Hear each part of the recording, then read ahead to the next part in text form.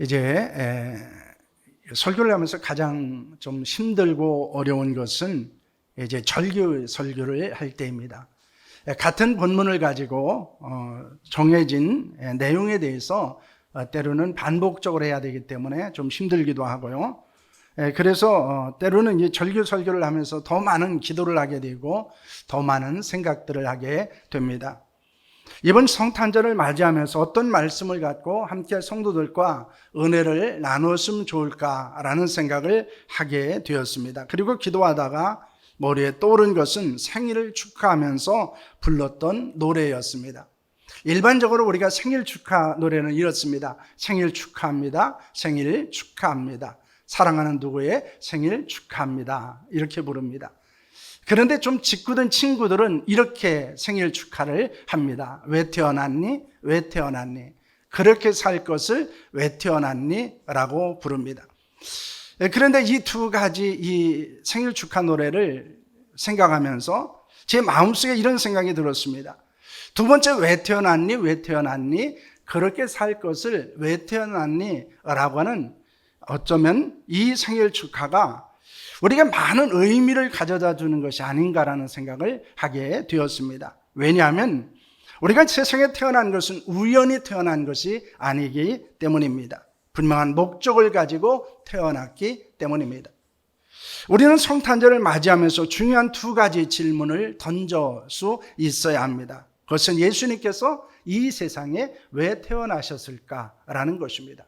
다른 하나의 질문은 나는 그렇다면 이 세상에 왜 태어났을까라고 하는 질문입니다. 그리고 우리는 나는 그 존재 목적에 합당한 삶을 지금 살고 있는가라는 것에 대해서 대답을 해야 한다는 것입니다. 이 질문과 대답은 어쩜 우리의 삶을 돌아보면서 성탄절을 맞이하면서 반드시 해야 되는 질문일 수도 있고 대답일 수도 있다는 것입니다. 예수는 왜 이 땅에 태어나셨을까? 우리는 왜 이 땅에 태어났을까? 그리고 나는 과연 하나님께서 이 땅에 보내신 그 존재의 목적에 합당한 삶을 살아가고 있는가라는 것입니다. 정현종 시인의 방문객이라는 시가 있습니다. 이 시는 제가 여러분들에게 한번 소개했던 시이기도 하고 요즘에 제가 가장 좋아하는 시 중에 하나이기도 합니다. 사람이 온다는 건 사실은 어마어마한 일이다. 그는 그의 과거와 현재와 그리고 그의 미래와 함께 오기 때문이다. 한 사람의 일생이 오기 때문이다. 부서지기 쉬운, 그래서 부서지기도 했을 마음이 오는 것이다. 그 갈피를 아마 바람은 더듬어 볼 수 있는 마음, 내 마음이 그런 바람을 흉내낼 수 있다면 필경 환대가 될 것이다 라는 것입니다. 어떤 사람이 나에게 온다는 것은 사실 엄청난 것입니다. 그것을 안다면 우리는 그 사람을 가볍게 대하지 않을 수 있게 될 것입니다. 우리는 그 사람을 환대할 수밖에 없을 것입니다. 하지만 우리는 어떤 사람이 나에게 온다는 것, 그리고 내가 그 사람을 만난다는 것에 대해서 그렇게 엄청난 것으로 받아들이지 않습니다. 그래서 그 사람을 환대하지도 않을 뿐만 아니라 내 감정과 내 생각에 조금 다르거나 틀리다고 생각하면 그 사람을 미워하기도 하고 때로는 무시하기도 하고 때로는 멸시하기도 한다는 것입니다. 사람들과의 만남과 이별을 너무 쉽게 생각하는 것, 그것은 무엇 때문일까요? 그 사람이 내게 왔다는 것, 내가 그 사람을 만났다는 것을 너무 가볍게 여기기 때문입니다. 그러나 그것은 하나님의 원하시는 것이 아니라는 것입니다. 왜냐하면 한 사람이 내게 온다고 하는 것, 한 사람이 나와 만난다고 하는 그것은 엄청난 일이기 때문입니다. 그 순간이 아니고 그것은 그 사람의 인생에 내게 오는 것이기 때문에 우리가 그것을 알게 된다면 그 사람을 가볍게 여길 수 없다는 것입니다. 그 만남을 소중히 여길 수밖에 없고 그리고 그 사람을 환대할 수밖에 없다는 것입니다. 왜냐하면 그 사람이 나에게 오는 것에 대해서 내가 어떤 생각을 가지느냐라고 하는 것은 그 사람에 대한 태도를 결정하는 것이기 때문입니다. 그 사람이 내게 오는 것이 어떤 의미를 가지고 있는가라는 것을 안다는 것은 내가 그 사람을 어떻게 대하느냐라고 하는 것을 결정하는 것이기 때문입니다. 여러분, 이것은 성탄절을 맞이하면서 우리가 던져야 하는 질문이라는 것입니다. 그런데 성탄절을 맞이하면서 이 질문에 관심이 없이 때로는 보내기도 합니다. 그래서 종종 예수님에 대한 깊은 묵상이 없는 성탄절을 보내기도 합니다. 예수님이 이 땅에 오신 것은 단순한 사건이 아닙니다. 엄청난 사건이었습니다. 왜냐하면 하나님의 친히 육신을 입고 이 땅에 오신 것이기 때문입니다. 모든 죄악 가운데 인간을 구원하기 위해서 하나님이 친히 육신의 모습으로 오신 것이기 때문입니다. 그러므로 이 성탄의 사건은, 그리고 예수님께서 이 땅에 오신 것은 단순한 것이 아니라 어마어마한 사건이고 엄청난 사건이라는 것입니다. 그런데 우리는 그렇게 예수님께서 이 땅에 오셨다는 사실을 모르면서, 때로는 생각하지 않으면서, 우리는 그것에 대해서 깊이 묵상하지 않으며 때로는 성탄절을 맞이하고 있다는 것입니다. 그런데 그 결과 어떻습니까? 성탄절에 예수 그리스도를 깊이 생각하지 않습니다.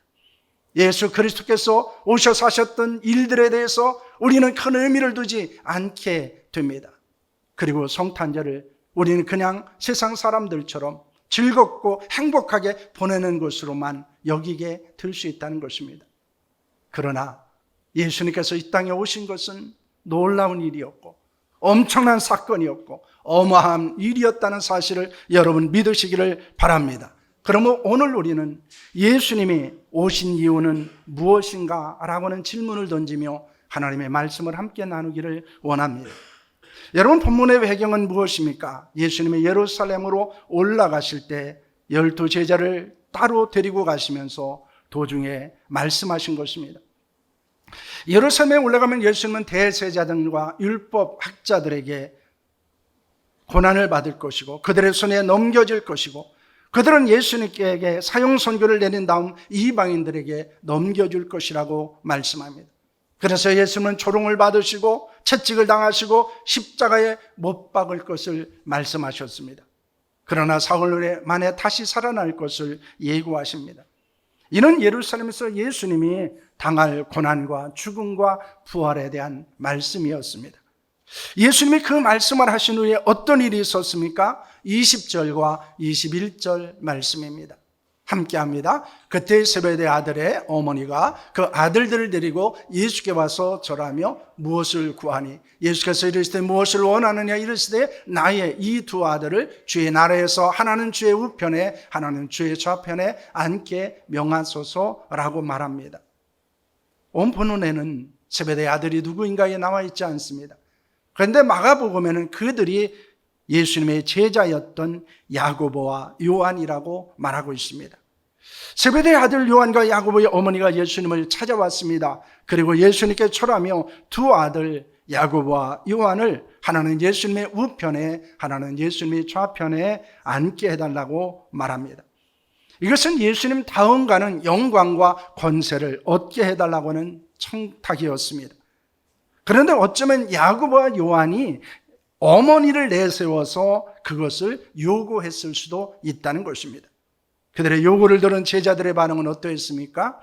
24절 말씀을 보시길 바랍니다. 함께합니다. 10 제자가 듣고 그 두 형제에 대하여 분이 여기거늘 이라는 말을 하고 있습니다. 예수님께 청탁했다는 말을 듣는 10 제자는 야고보와 요한에 대해서 분노했습니다. 이는 그들도 역시 말을 하지는 않았지만은 이 야고보와 요한과 같은 영광과 권세를 얻기를 원하고 있었기 때문이었을 것입니다. 예수님은 제자들의 요구와 반응에 대해서 어떻게 하십니까? 예수님은 제자들을 가까이 부르셨습니다. 그리고 세상의 통치자들은 백성을 권력으로 지배하고 고관들은 권력을 행사한다고 말씀합니다. 그러나 제자들은 높아지려면 먼저 섬기는 자가 되어야 하고 첫째가 되려면 종이 되어야 한다라는 말씀을 하십니다. 이는 세상의 권력자들과는 달라야 한다는 것입니다. 그리고 자신이 세상에 오신 이유에 대하여 예수님은 말씀을 하십니다. 예수님은 자신을 인자라고 말씀합니다. 인자라고 하는 표현은 구약 성경과 신약 성경에서 많이 나오는 것이기도 합니다. 구약 성경은 시편 8편 4절, 다니엘서 7장 13절을 비롯해서 에스겔서에서 주로 나오고 있습니다. 신약 성경에서는 인자라는 말이 81번 정도 나오고 있습니다. 그런데 그 81번은 거의 대부분은 예수님께서 자기 자신을 가리킬 때 사용했던 용어이기도 했습니다. 인자라고 하는 말은 일반적인 의미는 사람의 아들이다라는 말입니다. 예수님의 인성을 나타내는 말입니다. 특히 예수님의 성육신, 고난, 죽음 등에 관련해서 사용될 때 인자라는 말을 사용하고 있습니다. 그러므로 인자는 예수님이 고난받는 종으로 묘사되어져 있습니다. 그래서 성경에서, 특히 신약 성경에서 예수님께서 자신을 인자라고 말했을 때는 고난받는 종이라는 의미를 갖고 사용되었다는 것입니다. 그러면서 예수님께서는 자신이 인자로서 이 세상에 오신 이유에 대하여 말씀을 하십니다. 예수님이 오신 이유는 무엇이었습니까? 첫째는 섬김입니다. 오늘 28절 상반절 말씀을 보시길 바랍니다. 함께 합니다. 인자가 온 것은 섬김을 받으려 함이 아니라 도리어 섬기려 하고 라는 말씀을 합니다. 예수는 고난을 받은 종으로 섬김을 받으려 함이 아니라 섬기러 오셨다고 말씀을 하십니다. 섬김이라는 단어는 헬라어로 디아코네오라는 말입니다. 봉사하다, 식사를 수종들다, 자신을 괴롭게 하다라고는 뜻을 갖고 있습니다. 이는 온전한 섬김은 쉬운 것이 아니라는 것입니다. 왜냐하면 섬기기 위해서는 자발적 고난과 불편함을 감수해야 되기 때문입니다. 우리가 누구를 섬긴다는 것은 굉장히 불편한 것입니다. 때로는 괴로운 것일 수도 있고 때로는 힘든 것일 수도 있습니다. 더 낮은 자리에서 굳은 일을 감당해야 하기 때문에 섬김이라는 것은 결코 쉽지 않습니다. 그래서 많은 사람들은 잘 섬기려고 하지 않습니다. 그런데 예수님은 섬김의 본을 보여주셨습니다. 요한복음 13장 15절 말씀입니다. 함께합니다. 내가 너에게 행한 것 같이 너희도 행하게 하려 하여 본을 보였노라 라는 말씀을 하고 있습니다. 여러분, 이것은 예수님은 가룟 유다를 비롯한 자신을 팔고 배반할 제자들의 발을 씻기시면서 하셨던 말씀이었습니다. 섬김의 본을 보이셨습니다. 베드로를 비롯하여 배반하고 떠난 제자를 위해서 디베라 호숫가에서 친히 떡과 고기로 아침을 지어 주시기도 하셨습니다. 자신을 배반한 자들, 자신을 부인하는 자들, 자신을 파는 자들을 향해서도 예수님은 섬김의 본을 보여주신 것입니다. 여러분, 종과 섬김은 분리할 수 없습니다. 종은 섬김을 받는 자가 아니라 섬기는 자이기 때문입니다. 바울은 그것을 잘 알고 있었습니다. 그러므로 바울은 어떻게 살았습니까? 로마서 1장 1절과 2절 말씀입니다. 예수 그리스도의 종 바울은 사도로 부르심을 받아 하나님의 복음을 위하여 택정함을 입었으니 이 복음은 하나님의 선지자를 통하여 그의 아들에 관하여 성경에 미리 약속하신 것이라 라는 말씀을 하고 있습니다. 바울은 자신을 예수 그리스도의 종이라고 말합니다. 그리스도의 종으로서 바울은 사도로 부르심을 받았습니다. 그래서 복음을 전하기 위해서 평생을 헌신했습니다. 많은 매를 맞았습니다. 고난을 당했습니다. 죽음의 위험에 처하기도 했습니다. 하지만 그는 복음을 전하는 일을 포기하지 않았습니다. 왜냐하면 그는 그리스도의 종으로 부름을 받았기 때문입니다. 그는 복음의 일꾼으로, 그리고 복음을 전하는 일에 섬김을 받는 자로 하나님의 부르심을 받았기 때문이었습니다. 그는 어떤 상황이나 환경에서는 낙심하지 않았습니다. 고난 가운데서도 복음을 전했습니다. 복음을 전해서 교회를 세웠습니다. 섬기는 일에 헌신했습니다. 또한 성도를 섬기기 위해서 고난받는 것을 그는 영광과 축복으로 여기기도 했습니다. 여러분, 누가 섬길 수 있을까요? 종의 의식을 가진 사람입니다. 여러분, 누가 행복할까요? 섬김을 받는 자가 아니라 섬기는 사람입니다. 어떤 사람이 천국과 지옥을 갔습니다. 그런데 지옥에 있는 사람들은 아주 마르고 있었고 얼굴이 불행해 보였습니다. 천국에 있는 사람들은 살도 통통하게 찌고 행복해 보였습니다. 그래서 그들이 먹는 음식이 다른가 한번 봤습니다. 그런데 지옥에 있던 사람들이 먹는 음식도 천국에 있던 사람들이 먹는 음식도 같았다고 합니다. 그런데 그들이 먹는 방식이 달랐습니다. 그 천국과 지옥에는 자기 자신의 입으로 자기 자신이 음식을 넣을 수 없었다고 합니다. 손은 쭉 뻗게 되었고, 그리고 자신의 음식을 집어서 다른 사람의 입에 넣어주는 방식으로 되어져 있었습니다. 그런데 지옥에 있는 사람들은 자신의 음식을 집어서 자신의 입으로 넣으려고 하기도 했고, 때로는 앞에 있는 사람의 음식을 집어서 자신의 입으로 넣으려고 했지만은 아무것도 먹을 수 없었다는 것입니다. 그런데 천국에 있는 사람들은 그 음식을 집어서 자기의 입에 넣는 것이 아니고 앞에 있는 사람의 입에 넣어 주었다는 것입니다. 그래서 그 입에서 많은 음식을 먹고 그들이 그렇게 행복하고 그리고 살이 찌게 되었다는 것입니다. 여러분, 우리가 이 땅을 살아가면서 과연 우리는 어떤 모습을 가지고 살아가고 있는지를 돌아볼 필요가 있다는 것입니다. 예수님은 우리를 향해서 섬김을 받으려는 자가 아니라 섬기는 자로 살 것을 요구하고 있습니다. 내 것을 다른 사람에게 나눠주기를 원하고 있고, 그리고 다른 사람의 것을 내 입에 넣기를 원하지 않는다는 것입니다. 그것이 예수님께서 우리에게 보여주신 것입니다. 여러분, 많은 사람들이 왜 행복하지 못할까요? 왜 하나님이 주신 풍요로움을 누리지 못할까요? 그것은 다른 데 있지 않습니다. 섬기지 않기 때문입니다. 오직 자기 자신에게 돌아가는 음식에만, 입에만 관심을 가지고 있기 때문입니다. 그러나 예수님은 그렇게 살지 않으셨습니다. 예수님을 본받는 것이 바로 섬김입니다. 예수님처럼 사는 것이 바로 섬김입니다. 예수님처럼 섬김의 삶은 행복을 경험할 수 있는 줄로 믿습니다.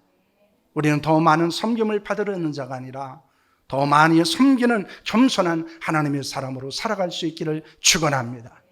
바로 이것이 성탄절을 맞이하며 우리 자신에게 던져야 될 질문입니다. 내가 예수님처럼 섬기는 자로 살아가고 있는가라는 것입니다. 둘째는 대속입니다. 28절 하반절 말씀을 보시길 바랍니다. 함께합니다. 자기 목숨을 많은 사람의 대속물로 주려 함이니라는 말씀을 하고 있습니다. 여러분, 섬김의 최정점이 무엇일까요? 그것은 바로 희생입니다. 예수님께서는 그것을 자기 목숨에 많은 사람의 대속물로 주셨다라고 말씀하고 있습니다. 대속물은 헬라어로 뉴트론이라고 하는 말인데 이것은 석방, 금, 속죄, 속전이라는 뜻을 갖고 있습니다. 이 단어는 노예 시장에서 노예를 사서 자유를 주는 것에 사용되어졌던 단어였습니다. 예수님은 죄와 사망과 마귀의 노예됐던 우리를 위해서 십자가에서 죽으심으로 그 값을 지불하셨습니다. 이사야 선지자는 예수님의 대속에 관하여 무엇이라고 말씀을 하고 있습니까? 이사야서 53장 5절과 6절 말씀입니다. 함께합니다. 그가 찔림은 우리의 허물 때문이요 그가 상함은 우리의 죄악 때문이라. 그가 징계를 받음으로 우리는 평화를 누리고 그가 채찍에 맞음으로 우리는 나음을 받았도다. 우리는 다 양 같아서 그릇 행하여 각기 제 길로 갔거늘 여호와께서는 우리 모두의 죄악을 그에게 담당시키셨도다 라는 말씀을 하고 있습니다. 예수는 우리의 죄 때문에 찔림을 당하셨습니다. 그리고 상처를 입으셨습니다. 예수님의 징계를 받으면 우리는 평화를 누리게 되었습니다. 예수님의 채찍에 맞음으로 우리는 고침을 받게 되었습니다.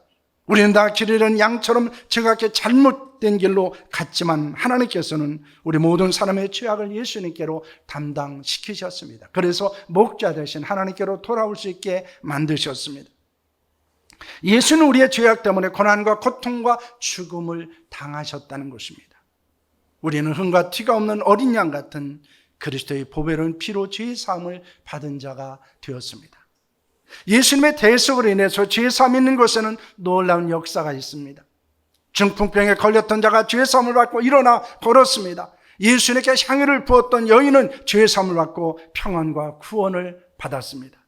베드로가 전하는 복음을 듣고 회개하고 죄 사함을 받았던 사람들은 예루살렘 교회를 세우게 됩니다. 그리고 그들은 회개하고 기도와 사랑의 교제를 통해서 사람들로부터 칭찬을 받고 그리고 교회의 부흥을 경험하게 되었습니다. 예수님의 대속의 은혜가 있었기에 구원과 평안과 교회와 부흥이 있었다는 것을 우리가 말씀하고 있습니다. 그러므로 모든 것은 예수님의 대속으로부터 시작된 것입니다. 우리는 예수님의 대속의 은혜를 받은 자로 어떻게 살아야 합니까? 에베소 5장 2절 말씀입니다. 함께합니다. 그리스도께서 너희를 사랑하신 것 같이 너희도 사랑 가운데서 행하라. 그는 우리를 위하여 자신을 버리사 향기로운 제물과 희생 제물로 하나님께 드리셨느니라는 말씀을 하고 있습니다. 예수님이 우리를 위해서 자신을 버리신 것은 향기로운 제물과 희생 제물로 하나님께 드리신 것입니다. 그러므로 예수님의 대속은 제물로 하나님 앞에 드린 것인데 우리를 위해서 드린 것입니다. 우리를 사랑하셨기 때문이었습니다. 그러므로 우리도 다른 사람을 사랑하며 살아야 한다는 것입니다. 예수님이 대속물이 되신 것이 사랑입니다. 우리는 이것을 잊지 않아야 합니다. 그 사랑은 가장 소중한 생명을 주시는 것입니다. 그것이 희생입니다. 희생은 다른 사람을 위해서 우리에게는 가장 소중한 것을 내어놓는 것입니다. 그들의 피를 위해서 우리의 필요를 포기하는 것입니다. 우리는 다른 사람의 희생을 요구하는 자가 아니라 우리 자신을 희생하는 자로 살아야 합니다. 예수님이 대속물이 되셨기에 생명을 살리셨습니다. 우리가 희생할 때 생명을 살리는 자로 살아갈 수 있습니다. 그 희생이 나도 삽니다. 다른 사람도 살리고 교회도 살고 이 나라 민족을 살릴 수 있습니다. 그런데 요즘에는 많은 사람들이 희생하지 않습니다. 그렇기 때문에 자신도 망하지만 다른 사람도 망하게 합니다. 거룩한 하나님의 교회가 더 살고 하나님의 교회가 더 많은 하나님의 역사를 경험하지 못하기도 합니다. 여러분, 예수님께서 육신을 입으시고 이 땅에 오신 성탄은 어마어마한 사건입니다. 그것은 놀라운 일입니다. 그런데 많은 사람들이 불행하게도 그 사건의 의미와 가치를 모르며 성탄절을 때로는 보내기도 합니다. 심지어 그리스도인조차도 예수님이 세상에 오신 이유를 깊이 생각하지 않고 성탄절 예배를 드리기도 하고 행사를 하기도 합니다. 예수님은 섬김을 받기 위해서 아니라 섬기기 위해서 오셨습니다.